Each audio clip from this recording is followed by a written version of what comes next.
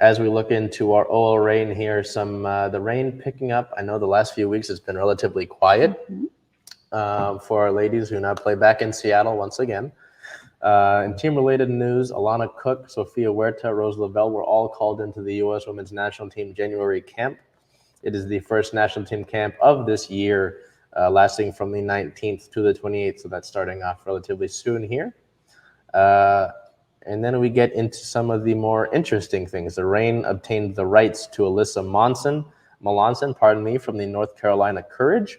The Reign would trade the rights to midfielder Frankie Tagliaferri to North Carolina in exchange for Malonson. Malonson was drafted technically last season, but declined the draft to go back into college to play the final year of her eligibility. Malonson won SEC Defender of the Year, United Soccer Coach's first team All-Southeast region, and second team All-American in 2020-21. So I guess that was a pretty good bet to have on yourself, right? So acquiring a mid defender there. And then in the other trade that the Reign made over the past season, the Reign acquired forward Veronica Latsko from the Houston Dash and then would sign her through the 2023 season. Latsko acquired via trade with Houston in exchange for the Reign's natural third-round pick in next year's draft and $30,000 in allocation money. The other little piece of team news is that 3 younger Reign players are called into the U.S. Women's National Team's U23 camp. Same camp as, same time frame as that prior camp that has Huerta and Lavelle and Cook. But it will be goalkeepers Laura Ivory and Claudia Dickey and defender Alyssa Malonson, who was just acquired. So interesting to look at here. You know, the Reign, Laura Harvey's always making moves, always relatively active. We look at it here, you know, the Reign make it to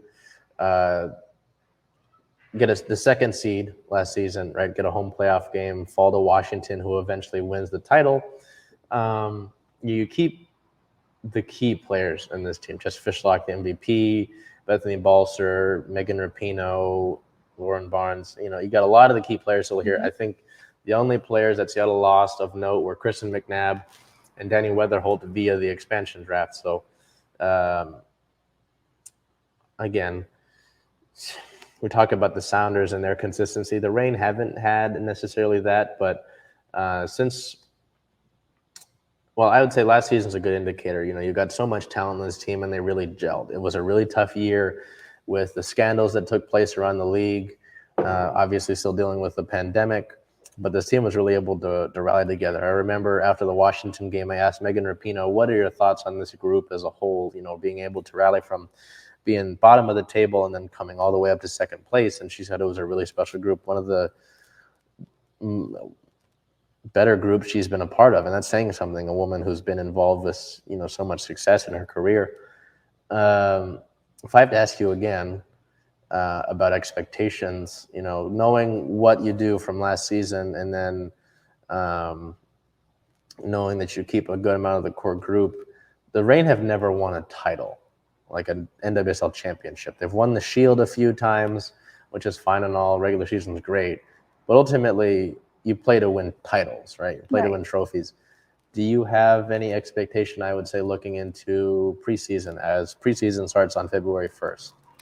I mean, you always hope to get better in the off season. So hopefully, like you said, the team chemistry, the way they gel, it's all kind of being brought back, it sounds like, based on them bringing back a lot of the same players. So hopefully these new additions can come in, gel just as easily, and they can place even higher than they did last year. Yeah, and that's something, it's funny because, you know, I'm sure you know about it. The Seattle-Portland rivalry is a big thing, whether it's Sounders and Timbers, and it still rings true in the NWSL. The Reign were the number 2 seed this year. Who was number 1? But Portland. And Portland always seems to have a good team. They have been like the benchmark of success in the NWSL for a decent amount of time. So yeah, I mean, you'd obviously like to get better in the offseason. You draft some forward, and some midfielders. I know Olivia van der Yat from Washington was selected, so that's cool just because it's a local. But you got to wonder too, as we are still a few weeks out from preseason, if the parent club, Olympique Lyon, may lend some of their players like they did last season with Eugenie Le Sommer and Jennifer Marazon. I'm sure we'll see some of them loaned to the Reign. And it'll be interesting to see, because I know, like we've seen with the trades here, Laura Harvey doesn't seem to be complacent with just the same people all the time. So that'll be something to note. But much busier week this week than perhaps last season. I mean, last week, pardon me. You know, you got the Storm, Jewel Lloyd. That's a big deal.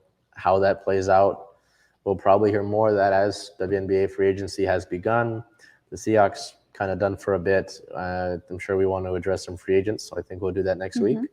The Sounders, a busy week, and I'm sure they'll be even busier as, and like I said, we were talking about some more contracts. The Kraken, 9-game losing streak. That's all I got to tell you, really. And the Reign making some more moves and gearing up for preseason. So with that being said, how are you feeling? I mean, second week in the chair now, you have the audacity to make some jokes. You got a chuckle out of Salman. How are you feeling in the chair? I think you knew the joke was coming, but I'm glad to be back for a second week, and I only look forward to this continuing. Thank you for having me as a co-host. Well, hopefully our teams can win games going forward, and we don't have to worry about a Seahawks losing season and, you know, the Kraken continuing to suck. But no, it's always fun to look at this. I think it's always good to recap it because not only do you get to get a second view at it, but also now you get a second pair of eyes and a second mind to think about it, more input, a different viewpoint. So with that being said, this is your episode of Circling Seattle Sports on Converge Media for the week of January 17th. Tomorrow, because we're recording this on Sunday. No, I'm saying about look at the wire. Oh, yes. Trying to think. I mean, there's not necessarily that much that's happening next week outside of the Kraken playing their games. So, as always, thank your directors. Salman coming in on a day that's not our normal recording day. If you're out there and you appreciate directors, give your directors a good round of applause there. And until then, stay warm. Again, maybe it's just me, but cold season. Take care of yourself, be well, and we will see you next week.